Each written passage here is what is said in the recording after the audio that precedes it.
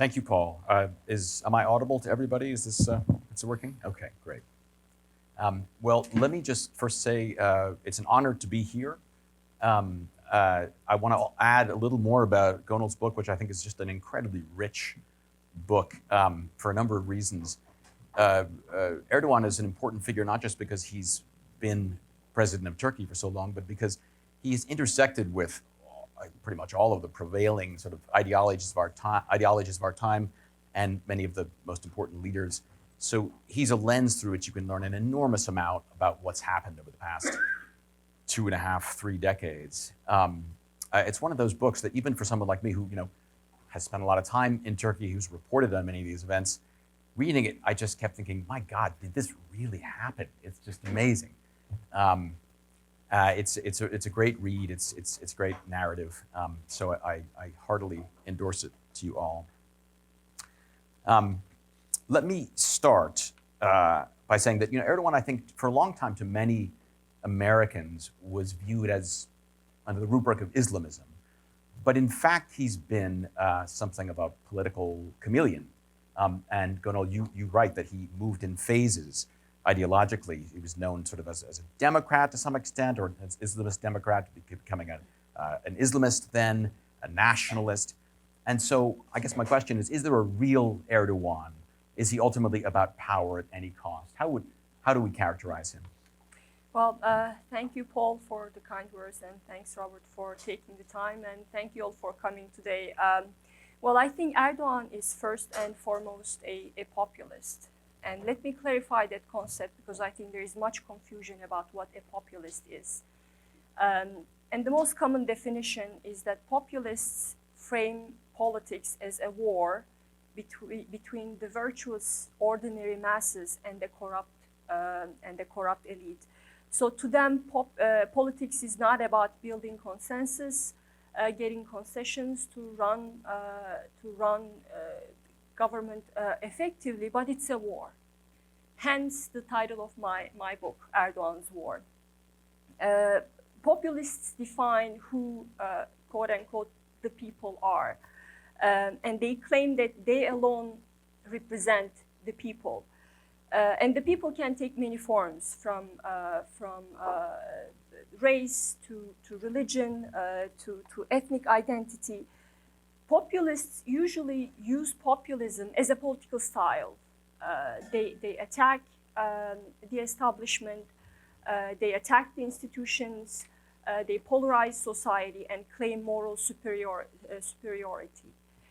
But populism presents a problem to the populists because there's not much substance to populism, right? So what do populists do? They pair their populist political style with ideologies, with different ideologies to substantiate their style, because populism does not offer a holistic view of how society, economy, and politics should be ordered. So that's why populists pair it with different ideologies to provide substance to their style. So populism offers a flexibility, an ideological flexibility to the populists.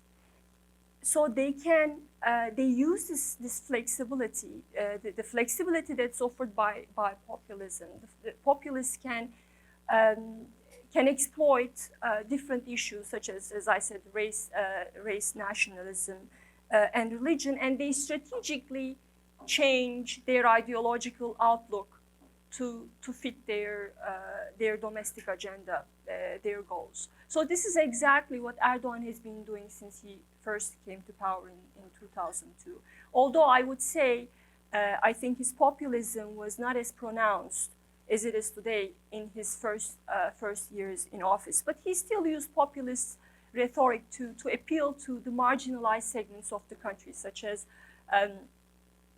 non-secular observing Muslims or Kurds or Alevis and other minorities. These groups had been marginalized by the founding ideology of the republic. So Erdogan wanted to appeal to these marginalized groups by employing an anti-elitist narrative.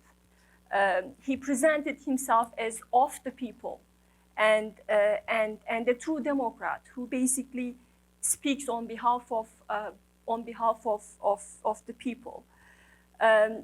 During his first terms in office, Erdogan advocated democracy and human rights to sideline the secularist establishment, particularly the military. And he said that he broke with his Islamist past, and he described his newly established AKP as a conservative democratic party. And he presented his goal, which was curbing the secularist establishment, as taking the state from this corrupt elite and handing it over to the people who had been marginalized by the system. Of course, his definition of the people changed depending on which ideology he chose to adopt to fit his political agenda. For instance, after he reigned in the secularist establishment, and that was by 2011, he turned to Islamist populism to establish an executive presidency. Now he had a different goal. He had sidelined the secularist establishment. Now he had a new goal, and that was establishing an executive presidency that would, without any basically meaningful checks and balances. And this time he defined the people as the oppressed Muslims, united against an unjust and corrupt West and its domestic collaborators.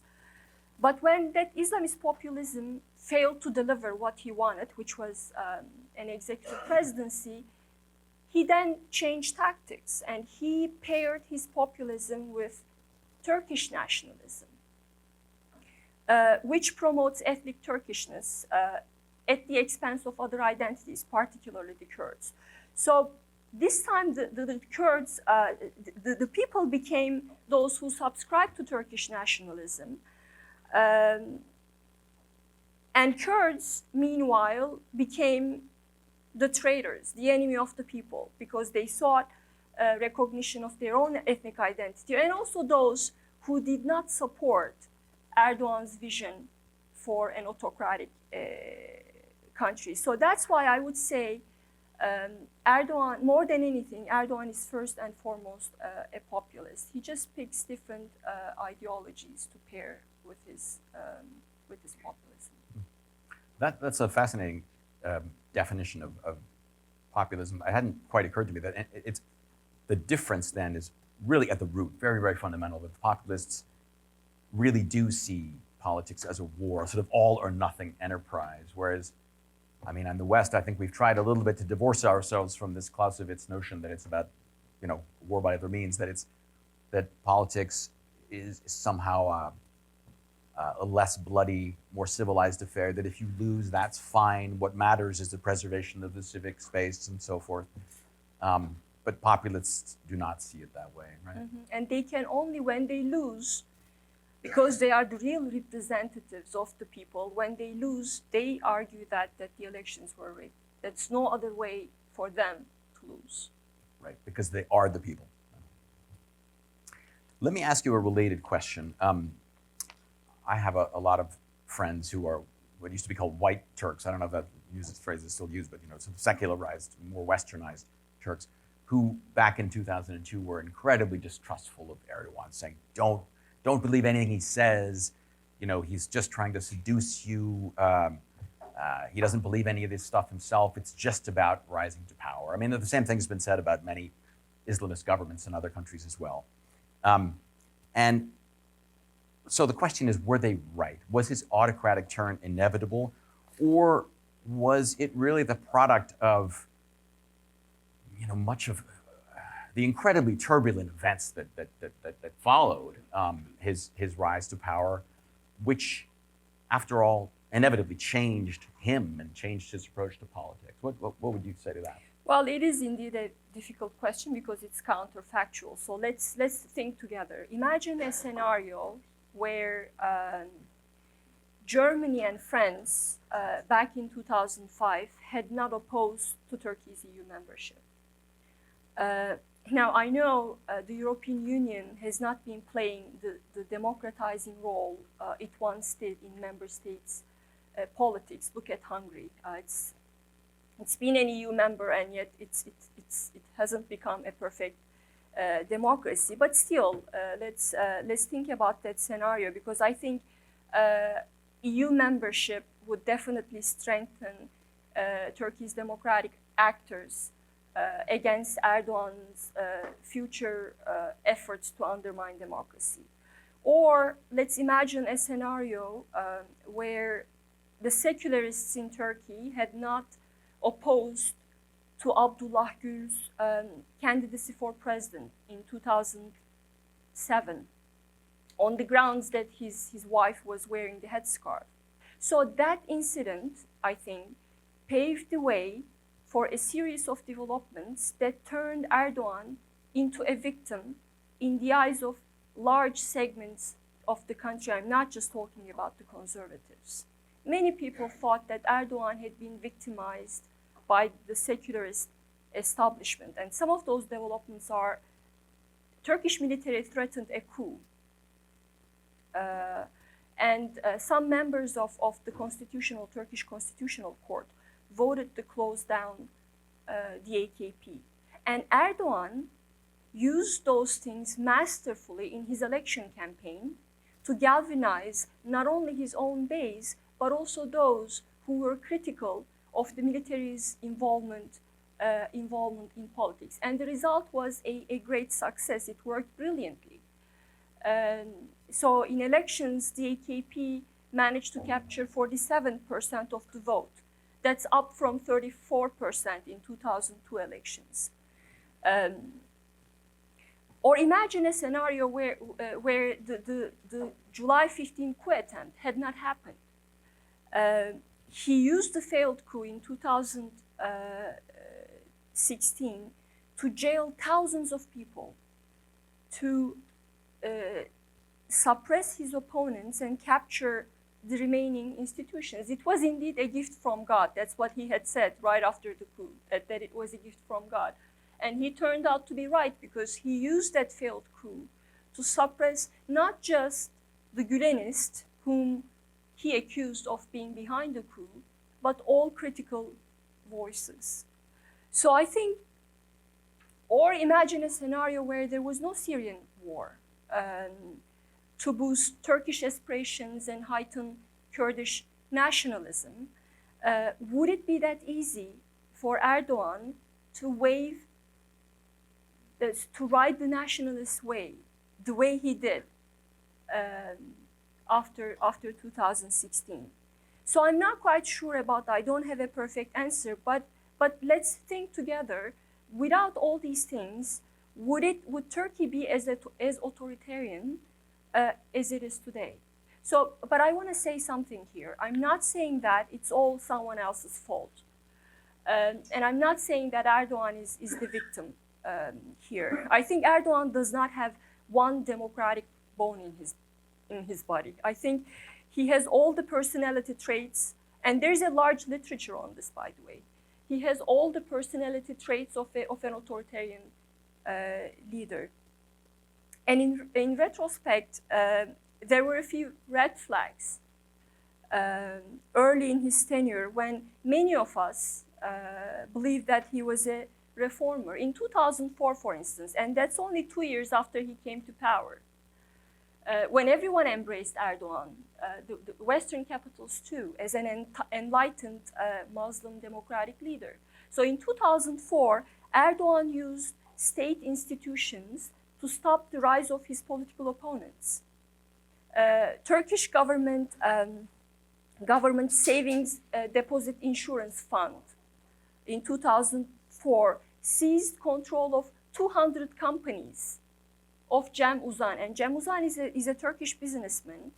And at the time, his newly established political party had risen to challenge the AKP. And Erdogan said that the only challenge that we face is from Cem Uzan's party. And he took care of that using state institutions in 2004.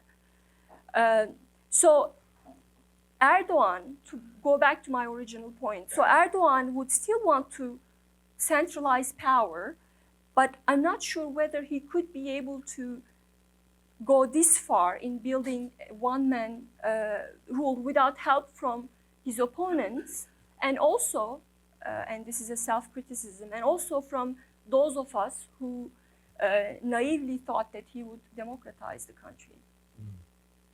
There's so many junctures. You mentioned a few of them that one can speculate about. I realize, what ifs and counterfactual history is something that's frowned on by historians and many others. But I'm like an addict. I can't get enough of it. And one of the things that makes this book so gripping is that there are so many junctures that you narrate really, really well in here. That where it's they read like parts of a Greek tragedy. If only this hadn't happened, who knows what might have been. Let me ask you, because it's central, it's implied in your title, about the role of foreign policy in all of this. I mean, it's kind of a truism that, especially in this country, that we talk about foreign policy being dictated by the voters' concerns back home.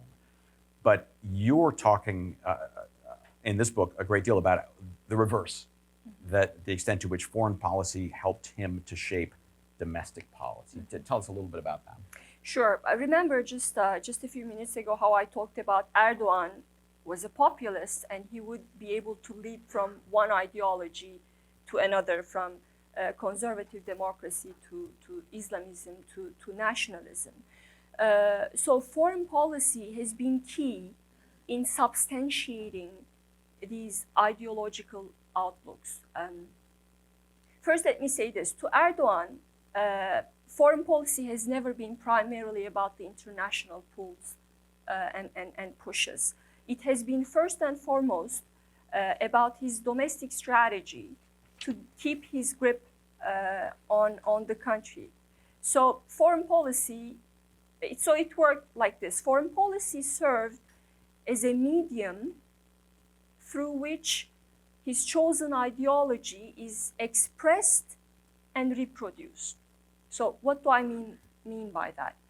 So in other words, Erdoğan foreign policy has helped Erdoğan to tell the voters who he is, what he stands for, and how he imagines the national identity. So Erdoğan has used foreign policy to do several things: to build an identity for himself, to build an identity for his party, to build an identity for the nation in general, and also to divide and eliminate his opponents. So that's why I think foreign policy has been a part and parcel of his war against his domestic opponents. And I'll give you a few examples in a minute to clarify that point. And I don't think, Robert, we're paying enough attention to how autocrats use foreign policy to consolidate their power at home. Take Putin, for example. I think many great Russian analysts think that annexation of Crimea had nothing to do with NATO expansion. Because NATO membership for Ukraine had been dead already since 2009. The Obama administration didn't want it. Europeans didn't want it. Even Ukrainians themselves were not sure whether they wanted it. So it had been dead. So what was this about? So annexation of Crimea, they make the case that annexation of Crimea was primarily about Putin losing his grip at home on the country. So he needed to boost his popularity. And it worked brilliantly, because annexation of Crimea gave him a 4-year surge in support. So Syria was to Erdoğan what Crimea was to Putin. And not just Syria. Foreign policy in general helped Erdoğan sideline his opponents, strengthen his ruling coalition, and consolidate his rule. So let's think about his rise to power. When he first came to power, what was his number one goal? His number one goal was to sideline the secularist establishment, particularly the military. But the previous experience of Islamist parties had taught him a few things about how to survive politically in a country like Turkey, where the real power rested in the hands of the generals. So he understood that to sideline the military, he could not clash with the military directly. Instead, he needed to build a coalition, including not just conservatives, but liberals, and social democrats, Turks, and Kurds. So only if he could capture the support of those different constituencies who would back his efforts to sideline the military, he could succeed. And to imagine that wide coalition, right? It's ideologically very diverse. So how is an Islamist-rooted politician like Erdogan going to keep that diverse coalition together? He basically embraced Turkey's EU membership.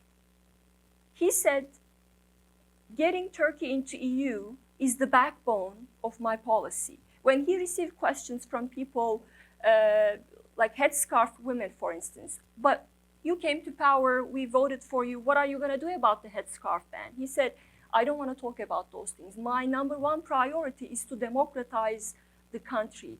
And when we consolidate Turkish democracy, all your problems, Kurds problems, the headscarves, everything is going to be solved. And it was a brilliant strategy, because one of the conditions of EU membership was to make sure that Turkey curbs military political power. But pushing for EU membership did something else to Erdogan. He could be able to say, see, I'm not an Islamist anymore.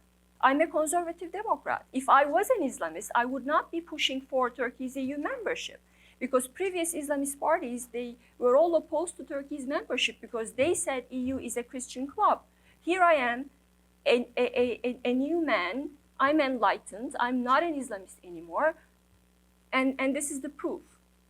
And another leg of that strategy, appealing to skeptics, was pursuing a foreign policy, a very cautious foreign policy in the Middle East, because the generals were still paying attention to what he was doing on the foreign policy front. They were looking for an excuse.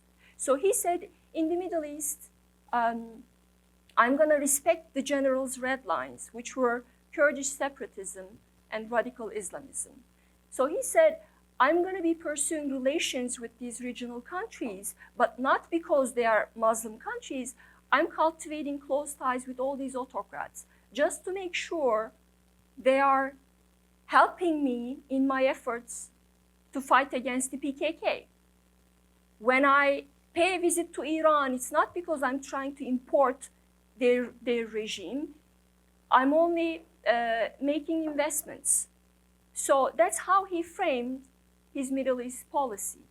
And that was, again, not to give the generals an excuse to step in. So this pro-EU policy, coupled with his cautious approach vis-a-vis the Middle East, helped him get what he wanted, which was sidelining the military.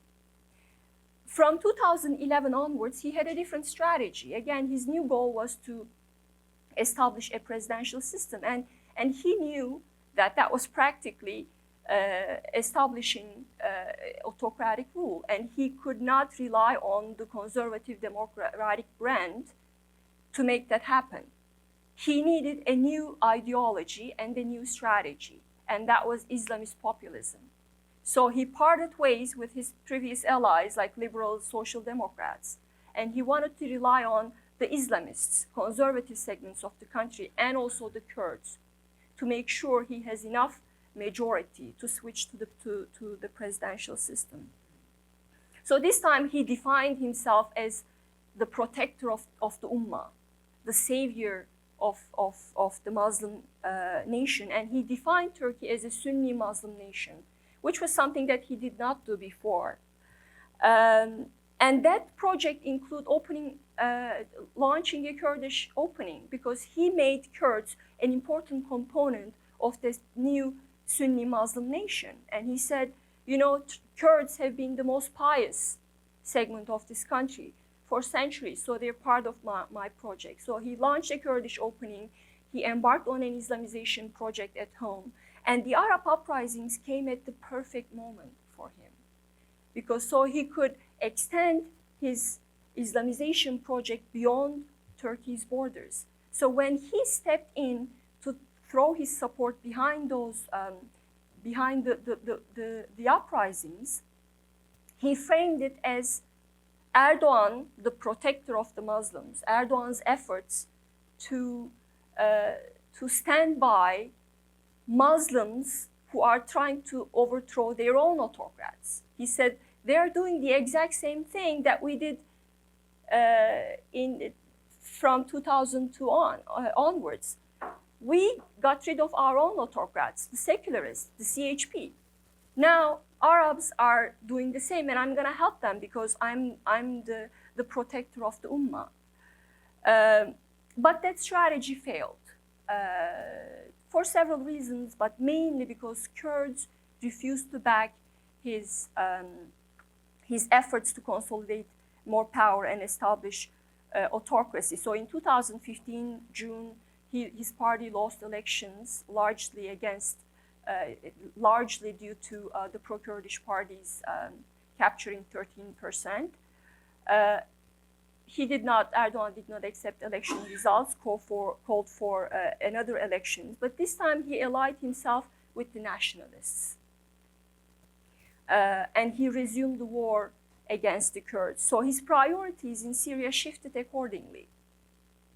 So before, when he was talking about the Ummah and protecting the Ummah, his number one goal in Syria was toppling what he called a godless regime in Syria.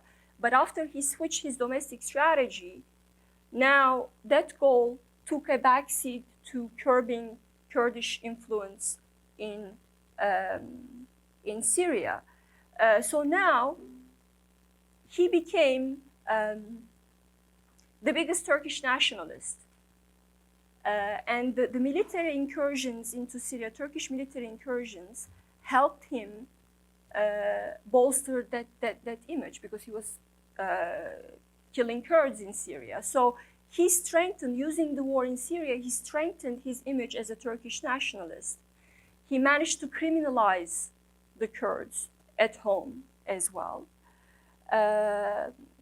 And thanks to that support from the nationalists, he could be able to switch to the presidential system.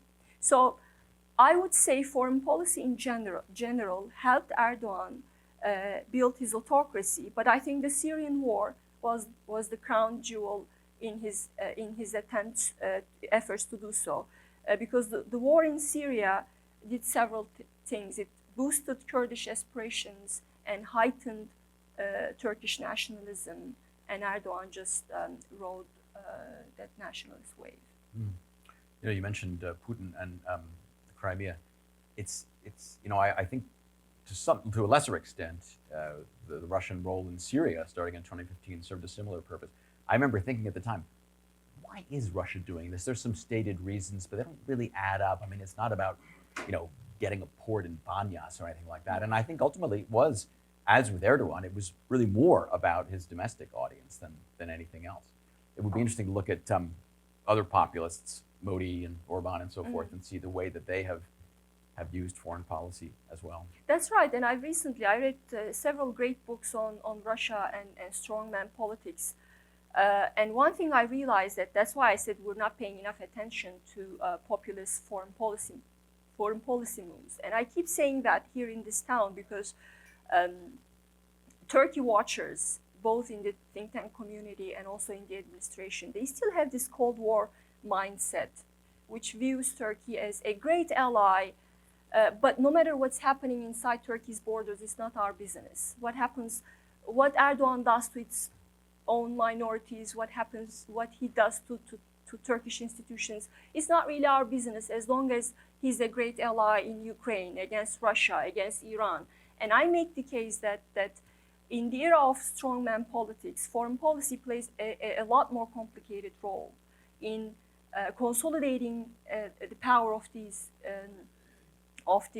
populists. So that's why people here and in other Western capitals should be paying more attention to what Erdogan is doing on the foreign policy front, because whatever he does, it helps him at home. So I recently read, on the weekend, read this Washington Post editorial, which really upset me, which made the argument that, to weaken Putin, we just have to sell F-16s to Erdogan. So they're basically suggesting that to weaken an autocrat, we have to strengthen another autocrat. So that's why I think the original part of my book, which I hope will contribute to the larger discussion, but also to the literature, IR literature, is that it fills this gap in detailing how foreign policy can be instrumental in building autocracies. You mentioned the media. I just want to quickly add that this week's Economist has several stories about Turkey, and you were quoted in one of them. It's very much worth reading. It's a good issue. I wanted to also add, I recently read a book about what used to be called the Great Game, the Russians playing a sort of off and on hot and cold war against the British in Central Asia, all through the 19th century. And even there, when what was, God knows, the Tsar's Russia was not a democracy, but the foreign policy the Russians played in Central Asia was intimately tied to the way that the Tsar was thinking about the domestic audience. It was immensely important even then. You mentioned earlier Erdogan's Islamist phase, and I wanted to touch on that. Reading this book, I was reminded, this is stuff again that I reported on at the time, but you brought it together very well in one place. The many ways in which Erdogan's government, both directly and indirectly, supported a variety of Islamists in Syria, including ISIS. And so I wanted to ask, obviously ISIS and groups like Jabhat al-Nusra had many patrons, many fathers, so to speak. Would you say, though, that Erdogan's government was the most important of them all? And if so, why? Yes, but I get that question a lot, so I want to clarify that. I'm not saying in the book that Erdogan is responsible for the creation of ISIS. I am not saying that. But of course, his policies certainly strengthened radical jihadi organizations, because for a long time, Erdogan, especially from 2011 to 2015, and that was when his number one priority in Syria was toppling the regime.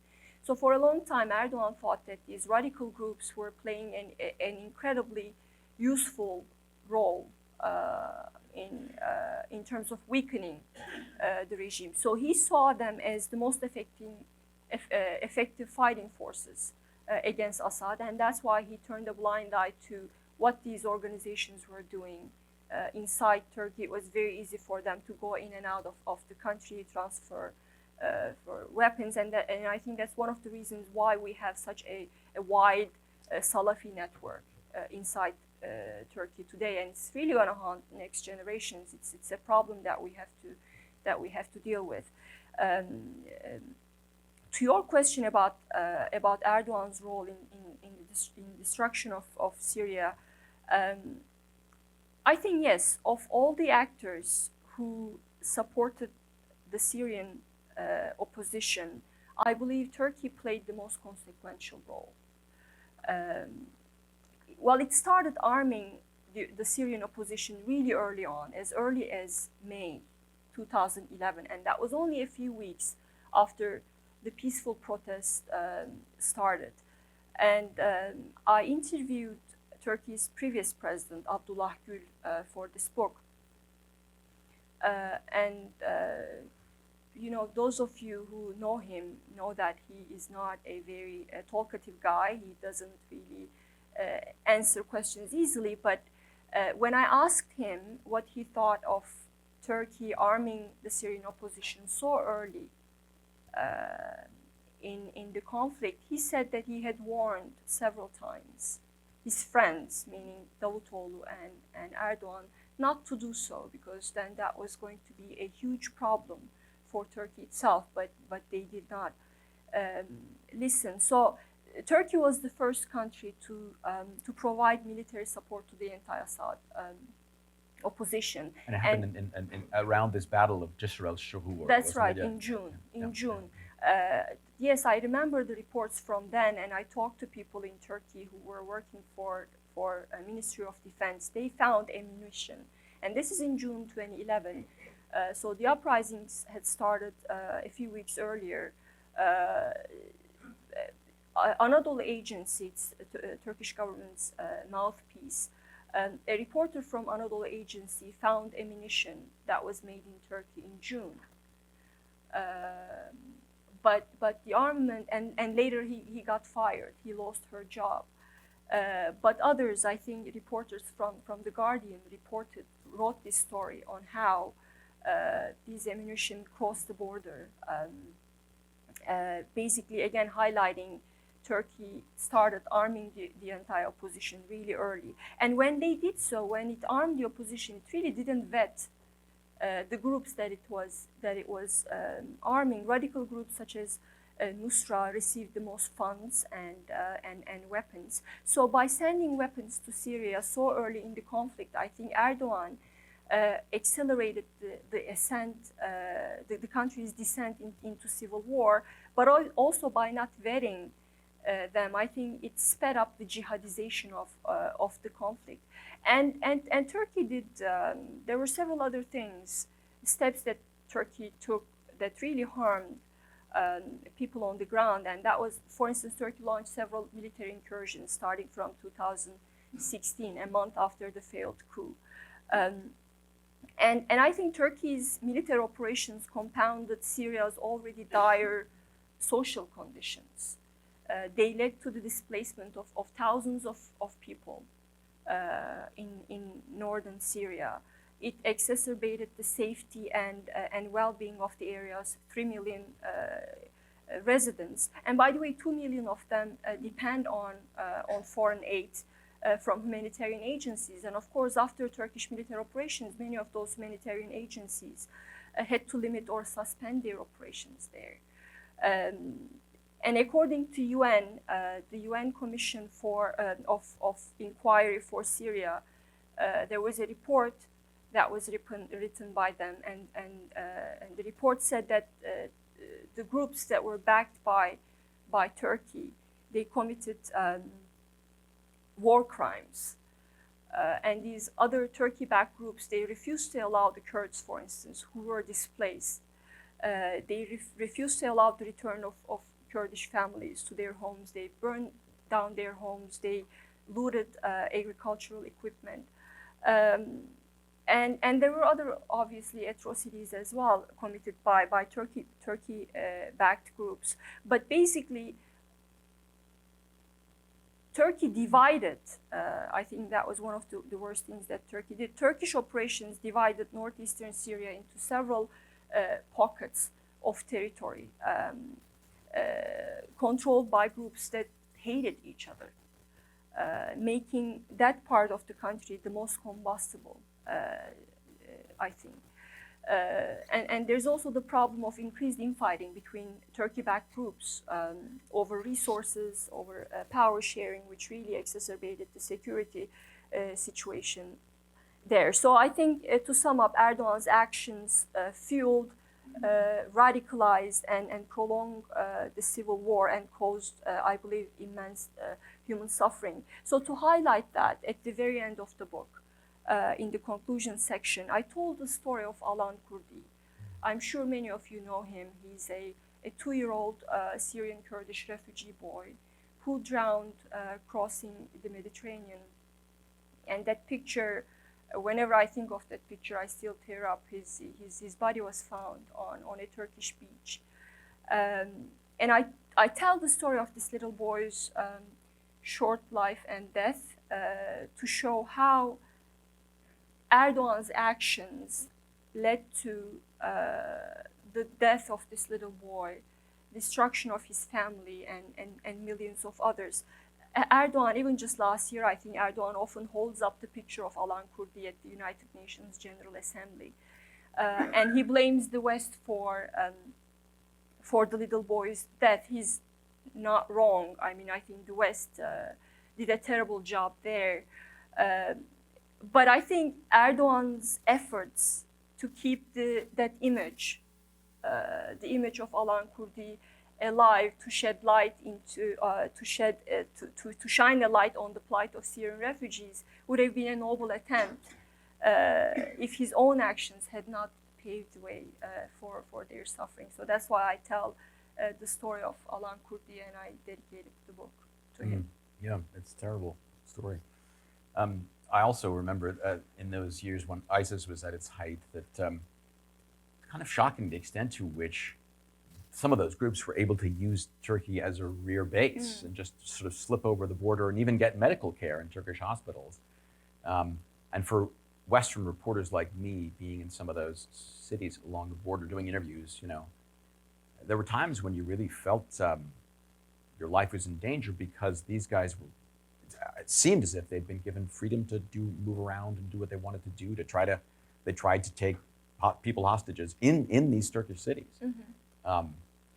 So, and of course that, you know, there was a time, I believe, when they essentially told the American government, well, look, it's a huge border, we can't really control it. But they then somehow managed to do so very effectively when the threat came from Kurdish separatists, right? That's right. And and for those of you who purchased the book, you'll find some interviews that I conducted with people living on the border towns and former ISIS fighters.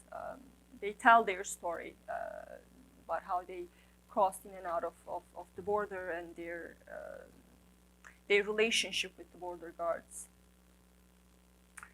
You mentioned that, you know, so much has been driven by Erdogan's fear, and not just his, frankly, right? It goes back to the Kemalist view also of some kind of Kurdish movement and a Kurdish statelet growing up right on the border there. What is the current situation and how sustainable or unsustainable is it? I have to admit, this is something that I've reported on a lot years ago and now really haven't paid attention to recently. So I'd just love to hear your perspective on it. Well, if you're talking about Turkey's military presence in Syria, northern Syria and Iraq, I think, well, in Syria, Turkey definitely wants to stay there. It's beyond a simple military presence now. Turkey set up hospitals there, schools, even a post office. The governors of Turkish border towns are basically running things in those in the territories that Turkey controls now, and I believe it's now Turkey now and Turkey-backed groups control almost 50% of that long 900-kilometer border. So Turkey is not just providing security there, but it's more than that. I think it's engaged in its own little nation-building process. There are Turkish teachers sent to these regions from Turkish towns to teach Turkish to the kids there. So Turkey definitely wants to have a long-term presence there. But I think at some point Turkey will be forced to withdraw its forces. The Assad regime definitely wants Turkish forces gone. And in fact, that's one of the conditions that the Assad regime set forth to normalize ties with Ankara. I think northern Iraq is a different matter, though. I think while Turkey has conducted cross-border operations into northern Iraq for decades now, although recently it has expanded its military presence there. It established new bases in northern Iraq, but I really do not see that changing anytime soon, even if Erdogan is out of the picture. But of course, what Turkey does in those regions is closely linked to how Turkey handles its own Kurdish question at home. As far as you know, is that area, it calls itself Rojava, are those people still as dedicated ideologically? I mean, are they still trying to maintain their state, or are they able to? Well, of course, there are two different questions. Those are two different questions. I think, yes, they are the PKK's Syrian offshoot. Would they want to keep their autonomy? They certainly would. Will they be able to do so? I doubt it. Obviously, it all depends on how things will play out in the war there. Right now, there are negotiations going on between the regime and the Kurds, mediated by Russians. I do not think of, I can't think of a scenario where Assad says, okay, yeah, go ahead, you have your own autonomous region. He wants to have full control, but they're now talking. You know, Turkey has been threatening another military incursion into northern Syria, which really puts the Kurds in a very difficult position. So Russians and the Assad regime are saying, you know, if you want security, we can protect you from Turkish incursion, but then you have to give something in return. And that is, you give up your own autonomy, let regime forces move in. And the Kurds, for now, they are saying, yes, we can incorporate some of our forces into the regime forces, but I think they're not yet willing to give up on what they call asayish, which is internal security, because giving up on that would mean they're giving up on their autonomy project. So they're not there yet. When or whether they will be there or not will largely depend on what the US does, because I think very limited US presence there emboldens the Kurds and strengthens their hand at the negotiation table. So what will the US administration do? So far, we haven't, Charles is in the room, so he knows these things better than I do, but I think the US administration, we don't see a Syria policy there, nothing dramatically different from what Trump had. But if there's a rethink, and I think that there's some, there could be a new geopolitical, a new context in Syria after the invasion of Ukraine, where you have a closer Turkey-Putin partnership. Some say that Iranians are playing a bigger role, others debate that, but Israelis are definitely more concerned. So these are all the things that should make Americans nervous, and that could really pave the way for a rethink of American Syria policy. And if that happens, we don't know what that policy is going to look like. Like, will the US say, okay, I want to have more presence here to protect my interests, and that will really embolden the Kurds, which will make them less willing to give concessions to the regime. But if the American says, you know, this is beyond me, I don't want to deal with this mess anymore, then the Kurds will be forced to accept the Assad regime's conditions. And in that case, I don't think there will be an autonomous Kurdish region the way the Kurds envision. Right. No more of their, what is it, ecological, socialist perspectives. You know, one of the things that you say that really struck me in this book was that a big part of Erdogan's legacy will be divisions, maybe not the creation, but the exacerbation of divisions within Turkish society. And those include, you know, what's happened under his watch with the Kurds, the fact that people like Demirtas are, I think he's still in prison, right? He is, yes. He's very active, though. He tweets every day. Oh, yeah? Really? Yeah. But also broader things, you know, the flight from Turkey of so many secular people, I think particularly from the western part of Turkey. Talk a little bit about that, how you think decades from now he may still have this kind of effect. Well, the question about Kurds, what could happen there, I think if Erdogan thought that he could secure the backing of Kurds in the next elections, he would not hesitate to initiate another Kurdish opening. He is the master of U-turns, and he hasn't really paid a political price for those U-turns. And in fact, I think the Kurds are the answer to both Erdogan's and the opposition's problems. It's a large constituency.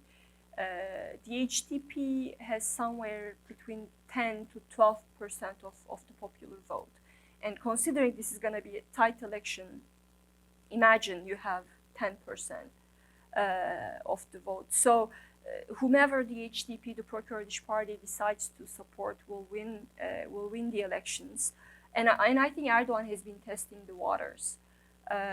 He recently allowed Demirtas, who is the imprisoned leader of the HDP's previous co-chair, He allowed him to see his sick father. He even lent him a private jet. And we know that Erdogan is not always very generous to the Kurds. And I've heard, and there are reports that a former AKP MP has been convening meetings in Ankara with Kurdish, with different Kurdish groups to see what it would take for them to vote for Erdogan. So I think Erdogan is testing waters. But the question and the problem is Kurds do not really trust him. Traditionally, it used to be 50% voted for center-right parties like Erdogan, and 50% of Kurds voted for nationalist Kurdish parties like the pro-Kurdish HDP.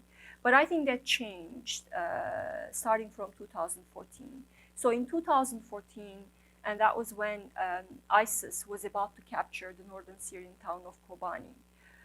It was a really dramatic moment for everyone, for the Kurds, for Americans, for Erdogan.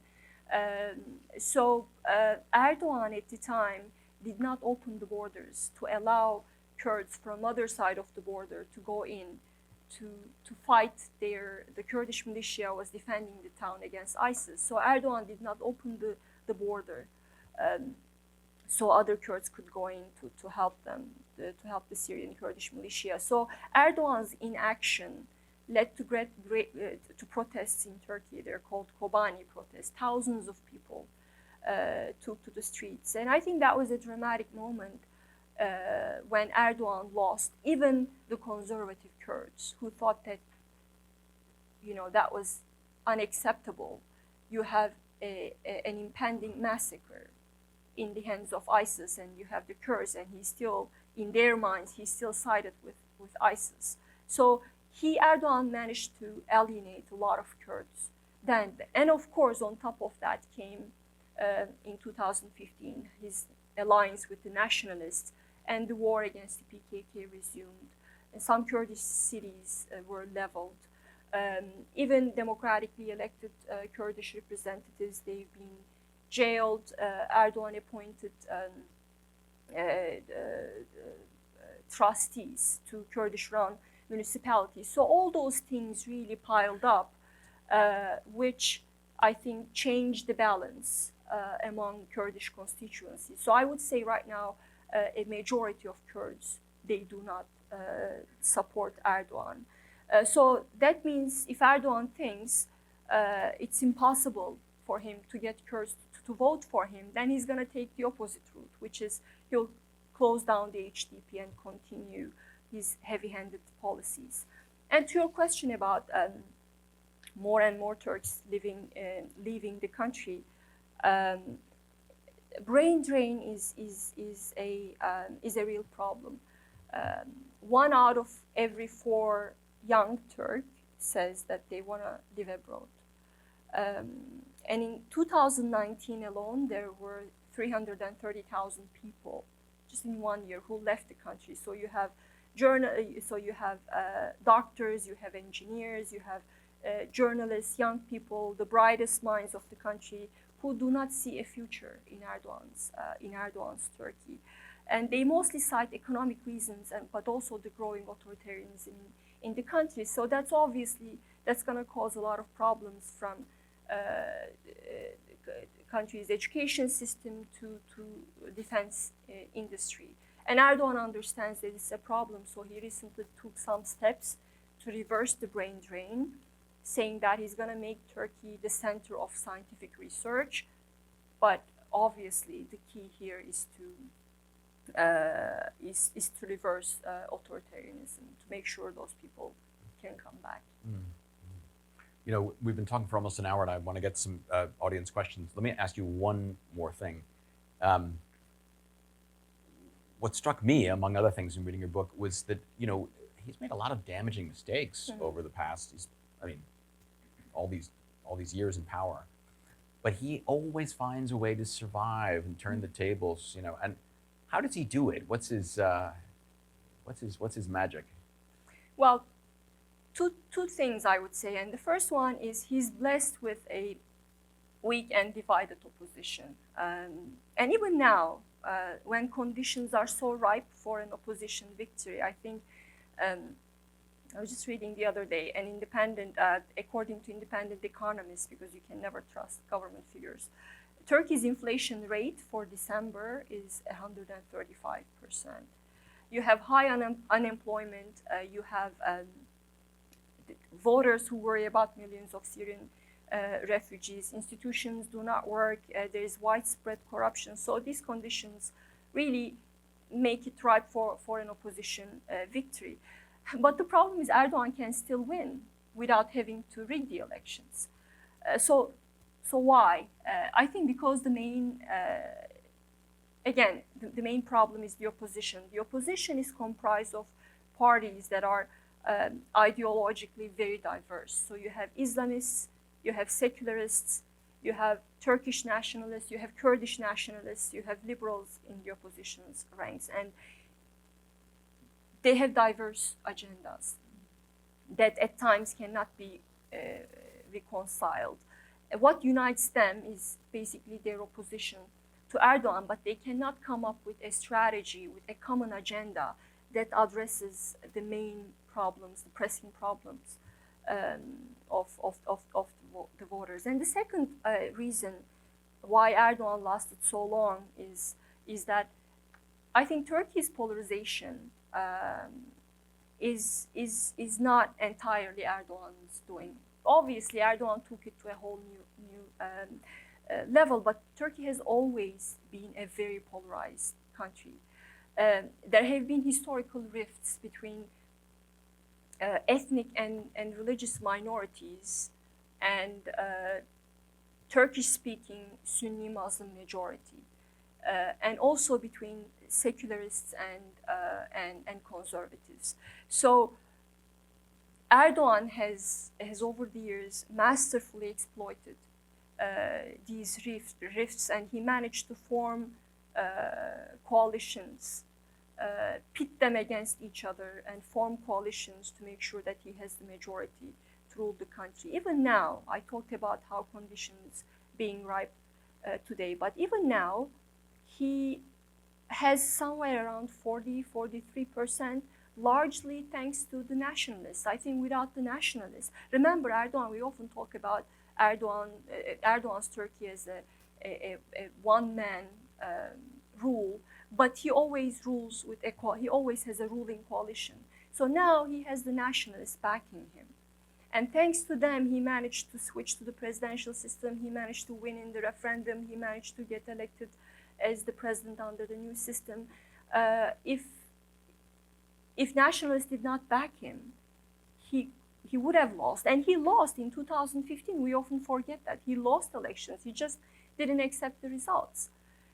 So even now, when the country is facing so many real problems, he's trying to use the headscarf issue. So he's using that rift between secularists and conservatives, playing to the sensitivities of the conservatives and saying, look, if I'm out, if the opposition is in power, you're going to lose your rights to wear headscarf. And it does resonate. So I would say those historical rifts are another reason why he's lasted for so long. Well, it sounds like the opposition needs to find their own populist and imitate some of his methods if they want to win, right? Well, the literature says that the best way to beat right-wing populists is not just having a left-wing populist. I think the real solution is to make sure that people, again, believe in the democratic process. You have to rebuild the institutions and trust in those institutions. So that's what the opposition has to do, and that's a huge, huge task. Okay, well, shall we turn to questions from the audience? You, sir.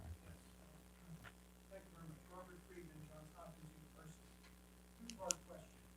Following up on your point about domestic politics and foreign policy, keeping Sweden and Finland out of NATO is primarily a ploy for standing up to the West, A, and B. Such a move really helps Putin. So if you could talk a little bit about the view of Russian-Turkish relations, it would be very helpful. So maybe we can take a couple more and then. Oh, sure. Okay. You, I'm Peter Humphrey, an intelligence analyst and a former diplomat. After leaving your conference last month, I admitted for the first time that Erdogan may actually lose. And when I talked to the military attaché here, not necessarily a big fan of the president, and brought up the subject about could we go back to the old days in which the U.S. military and the Turkish military were like blood brothers.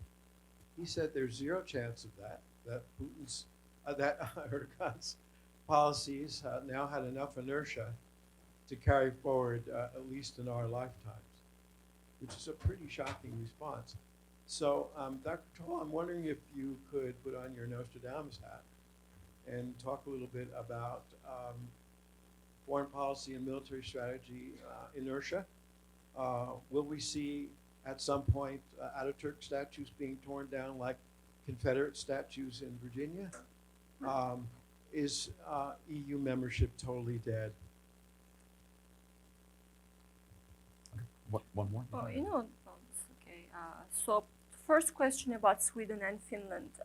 I think it's a tricky decision for Erdogan, and I do not expect him to approve. I think he will approve eventually, but I don't expect him to approve before the elections as things stand right now, because that's a tricky approving their NATO membership is a tricky decision for Erdogan, because he relies on Putin more than ever.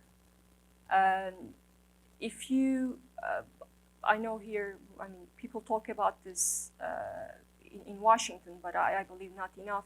Since the Ukraine invasion, Erdogan has been benefiting from the invasion in Ukraine. There are so many Russian companies set up since the invasion of Ukraine that are doing engaged in re-importing. Putin injected cash into Turkish economy.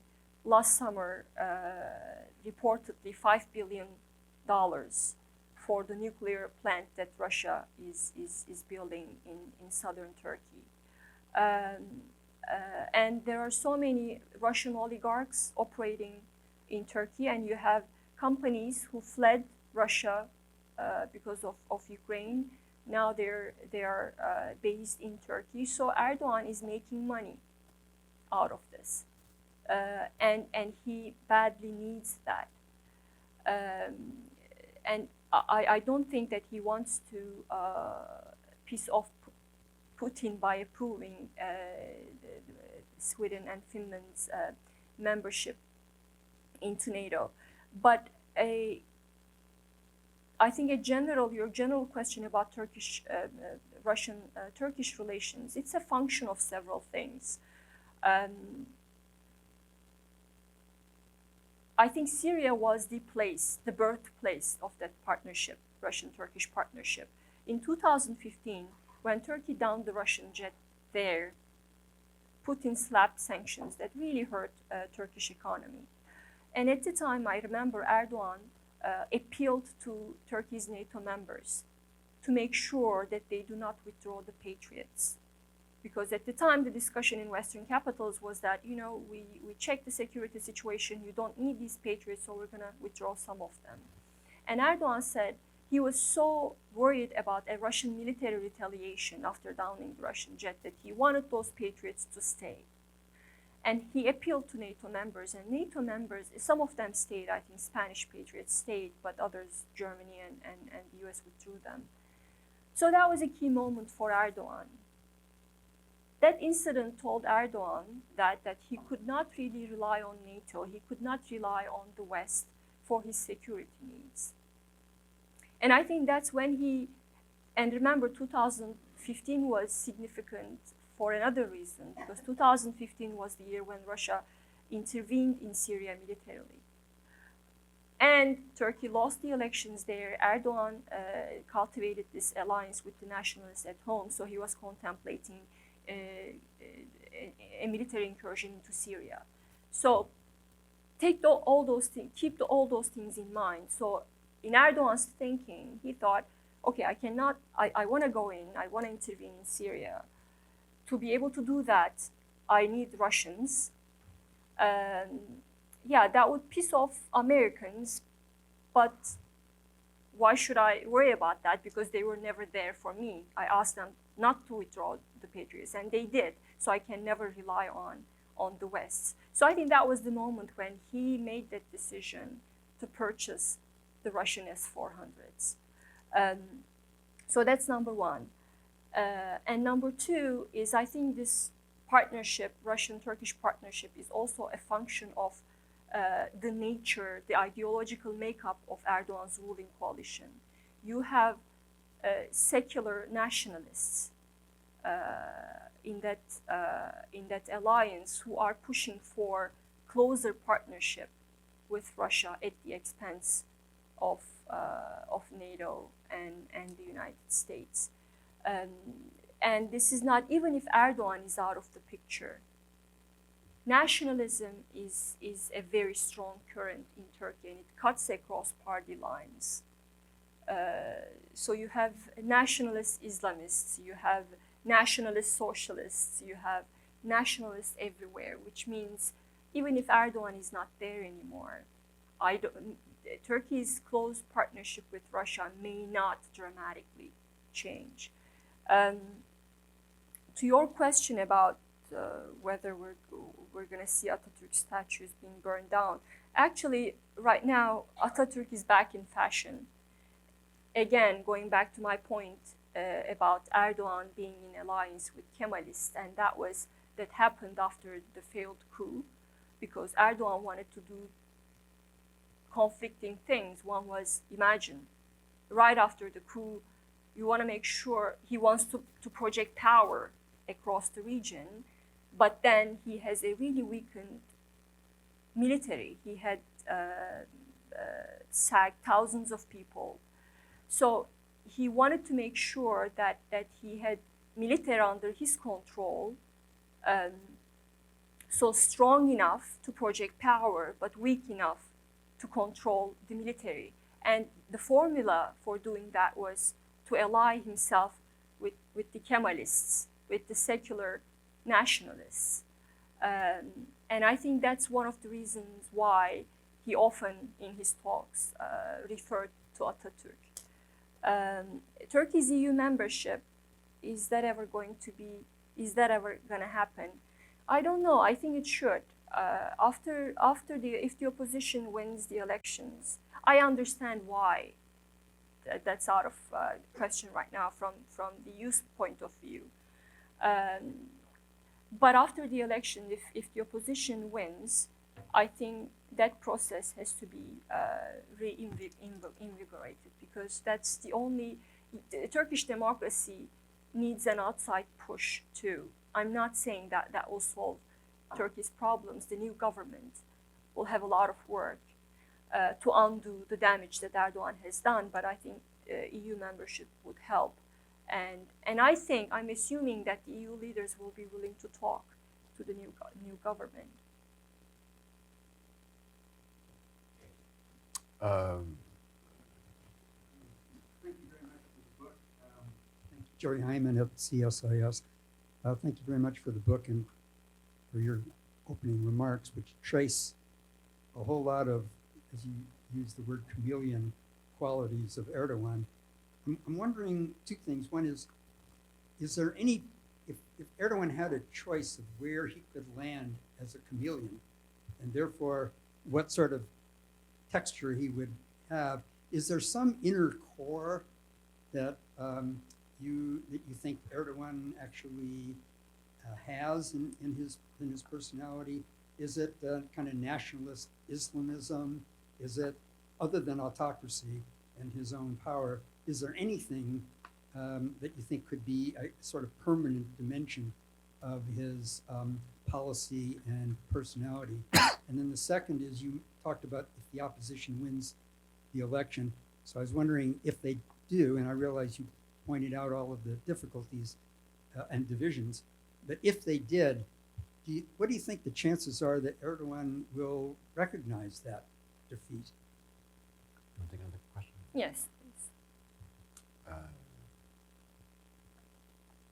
Yes. The lady by the door, yeah.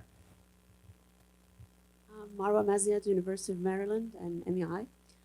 Thank you. I think I agree with you about the definition of the populist, but then you went into authoritarianism as well.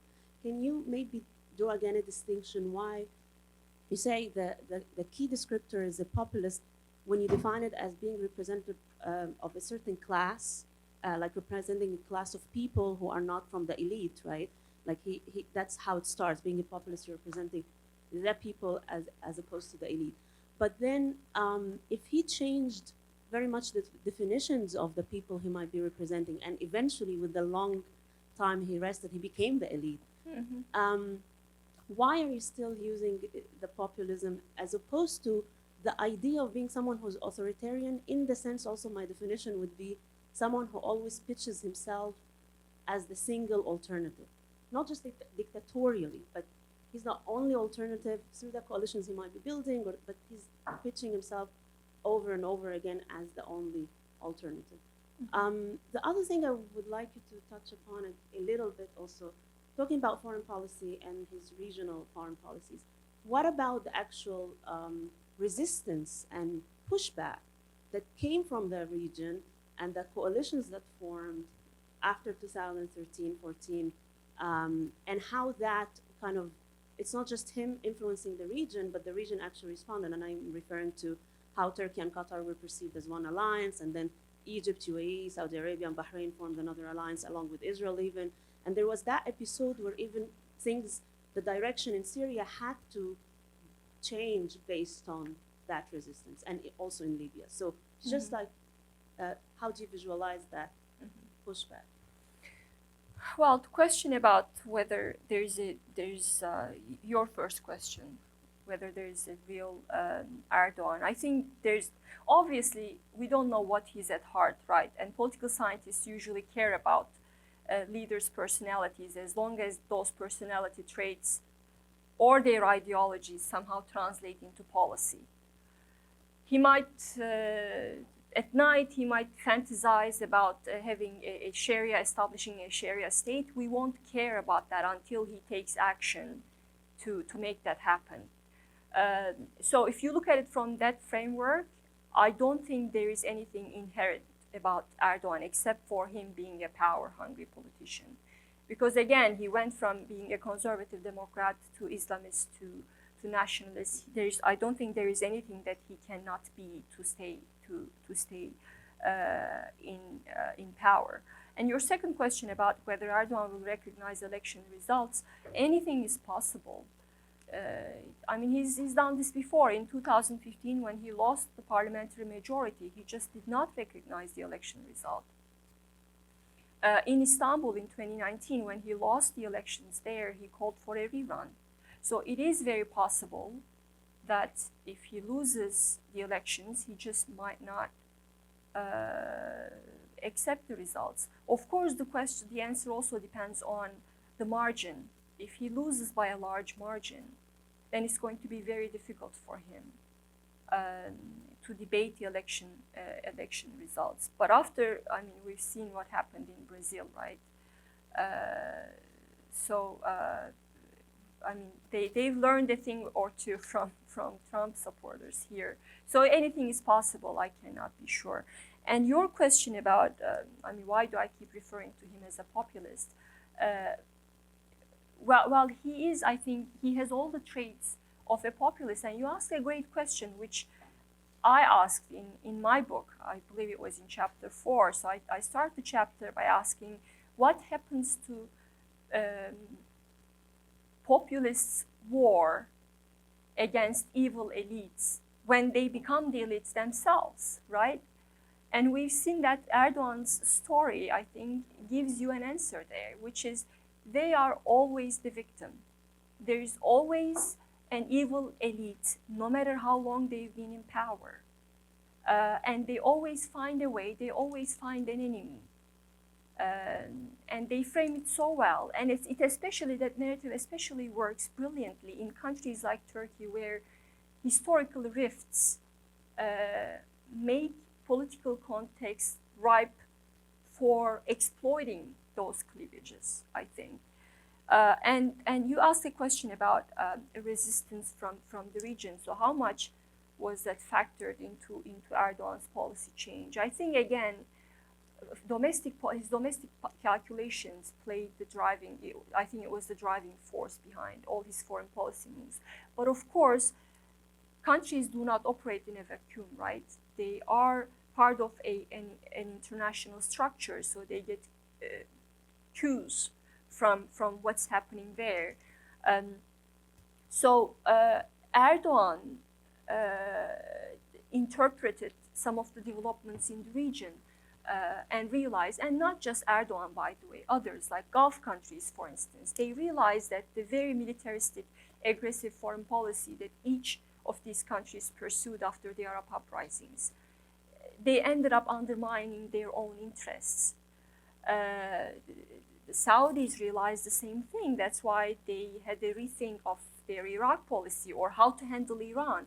Maybe instead of completely shutting down Iran, we should maybe engage the Iranians. So we saw the emergence of a rethink. And Erdogan is not an exception. He realized that the policies that he pursued in the region marginalized him as an actor. So that was one of the reasons he decided to mend ties with regional countries like Saudis, like the UAE and Egypt and Israel. So I think, yes, they certainly, he factored those things into his policy choices.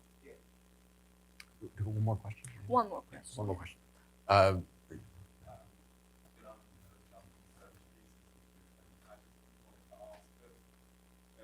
Yeah. Would you agree that the secular nationalists that Erdogan essentially, I mean, all but neutralized in the first 10 years of his reign, have come back with a vengeance in the last 7, 8 years, especially after the coup attempt?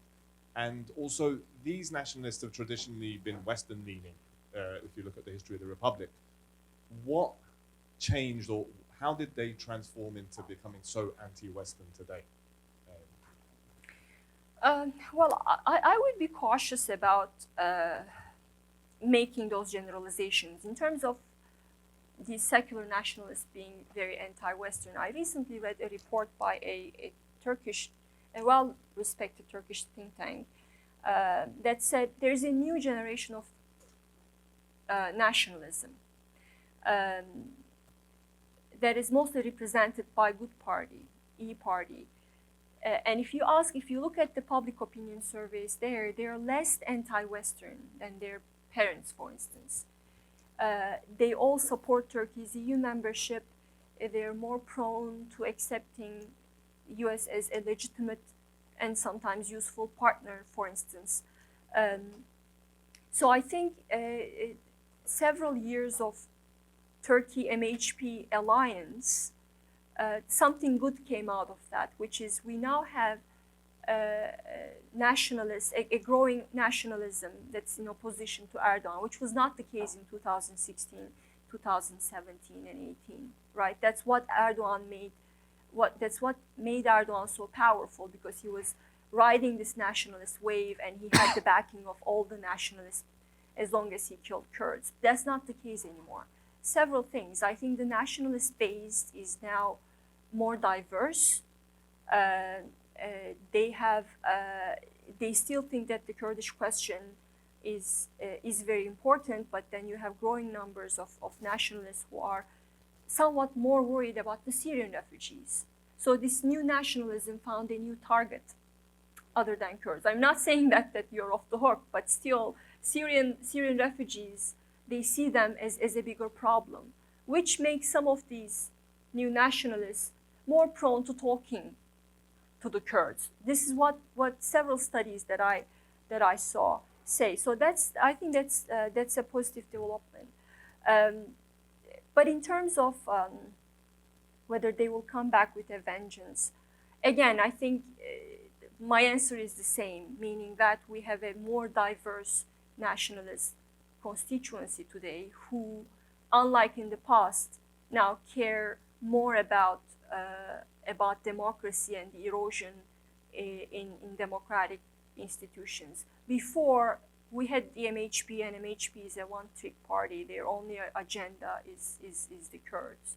But now you have E-Party that basically says, you know, there's so many problems in this country. Kurdish issue is one of them, but you also have